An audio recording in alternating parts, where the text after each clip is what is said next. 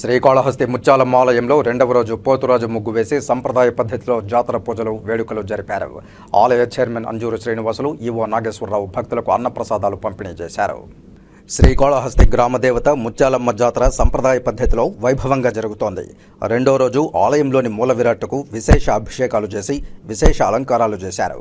అనంతరం అమ్మవారి ఎదుట పోతురాజు ముగ్గు వేసి యాదవ వంశస్థులు అమ్మవారిని శాంతింపజేసే విధంగా పంబ వాయిద్యాలు వాయిస్తూ నృత్యాలు చేస్తూ సంప్రదాయ పద్ధతిలో పూజలు జరిపారు. అనంతరం భక్తులకు దేవస్థానం ఆధ్వర్యంలో ఏర్పాటు చేసిన అన్నప్రసాదాలను ఆలయ ధర్మకర్తల మండలి చైర్మన్ అంజూరు శ్రీనివాసులు, ఆలయ ఈవో నాగేశ్వరరావు సంయుక్తంగా ప్రారంభించి పంపిణీ చేశారు. ఈవో నాగేశ్వరరావు మాట్లాడుతూ, శక్తి స్వరూపిణి గ్రామదేవత ముత్యాలమ్మ జాతర వేడుకగా నిర్వహిస్తున్నామని, భక్తులకు అన్నప్రసాదాలు పంపిణీ చేశామన్నారు. సకల లోకము సుభిక్షంగా ఉండాలని ప్రార్థిస్తున్నట్లు తెలిపారు.